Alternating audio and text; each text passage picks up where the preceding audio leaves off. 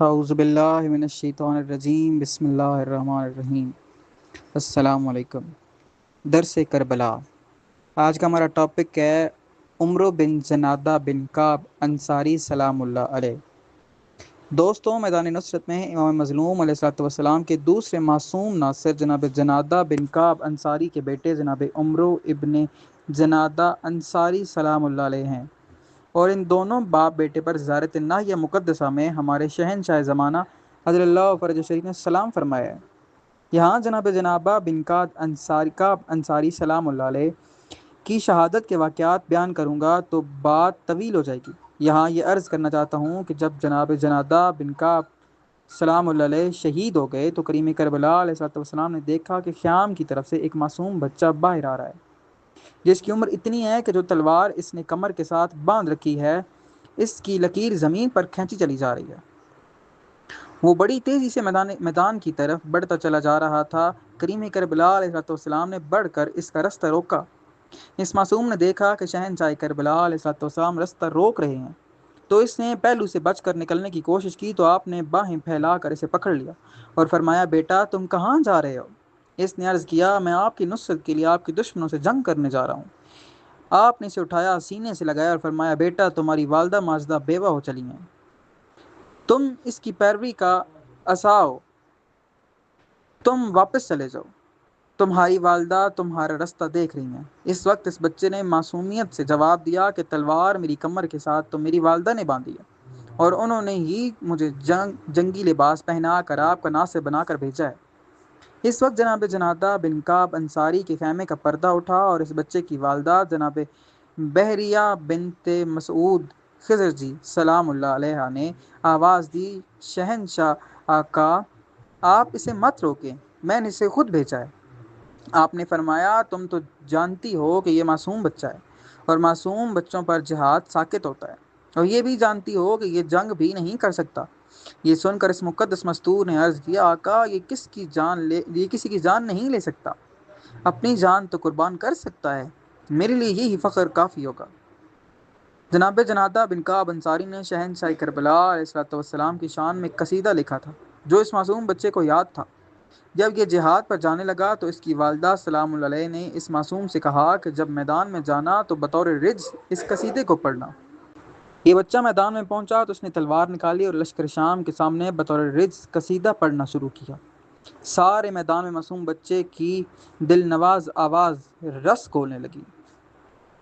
قصیدہ: میرے امیر کریم کربلا علیہ السلام ہیں، اور وہ بہترین امیر ہیں جو بشیر و نذیر صلی اللہ علیہ وآلہ وسلم کے دل کا سرور اور سکون ہے، جن کے والد امیر کائنات علیہ السلام ہیں اور والدہ پاک سیدہ کونین صلوات اللہ علیہ ہیں۔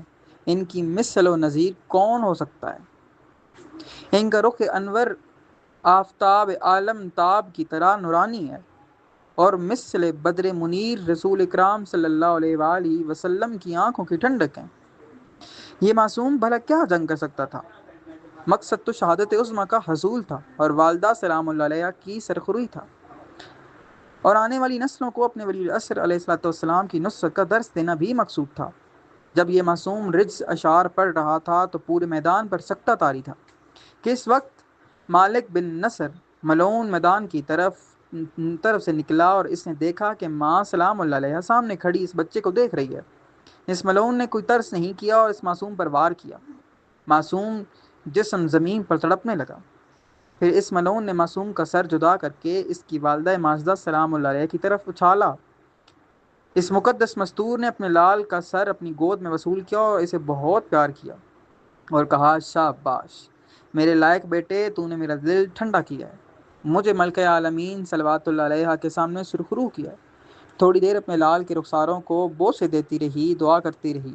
اس کے بعد پورے جوش سے اٹھی اور اپنے لال کے سر کو لے کر اس ملعون کی طرف بڑھی اور اس کے قریب جا کر اپنے لال کا سر اس ملعون کے سینے پر اس قوت سے مارا کہ وہ ملعون وہیں گر کر واصل جہنم ہو گیا۔ اس کے بعد جناب بحریہ بنت مسعود خزرجی سلام اللہ علیہ نے اپنے خیمے کی ایک چوب اٹھائی اور میدان جنگ میں اپنے ولی العصر علیہ السلام کی نصرت کے لیے پہنچ گئی، اور میدان میں اس مقدس مستور نے رجز کے چند اشعار بھی پڑھے۔ جو یہ ہیں: میں اپنے آقا کی ضعیف اور ناتواں اور کمزور خاتمہ ہوں۔ اے لشکر کفار، میں ملکہ عالمین صلوات اللہ علیہا کی پاک اولاد کی نصرت میں اور حفاظت میں تمہیں تلوار سے بھی سخت ضربیں لگاؤں گی۔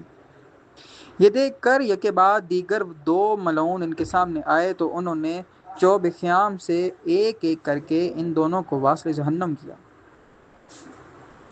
جناب بحریہ خاتون سلام اللہ علیہ، جو بھی اپنے ولی العصر دے نال عشق حقیقی کر دے، او کونین دے ہر جی تو ہن بہوں ممتاز نظر دے۔ عشق الہی دی مستی گے بدل دیندی کل جذبے، طالب مولا عورت بھی فرمان مطابق مردے۔ بحریہ خاتون نے اے پیغام جہان کو دتا، نصرت ہر تے واجب ہے جتنا کمزور بھی فرد ہے۔ خالق بھی صلوات انہاں دی ذات ہے نت پڑھتا، جڑے پاک حبیب دی ہن نصرت جی توڑ کے کر دے۔ بزدلی زیور عورت دا پر جائز نہیں نصرت وچ، پاک حبیب دی نصرت کرنا فرض ہے چھوڑ کے پردے۔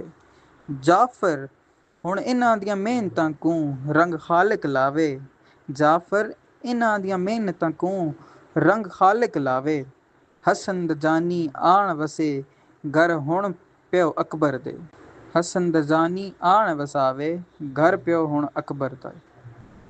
دوستوں، جس وقت یہ مقدس خاتون مصروف جہاد تھیں تو اس وقت کریم کربلا علیہ السلام نے انہیں داد تحسین دی اور پھر حکم فرمایا کہ آپ واپس اپنے خیمے میں چلی جائیں، آپ کا حق نصرت ادا ہو چکا ہے۔ کریم کربلا علیہ السلام نے ان کے حق میں دعا دی اور ان کا ہاتھ پکڑ کر ان کے خیمے تک پہنچایا۔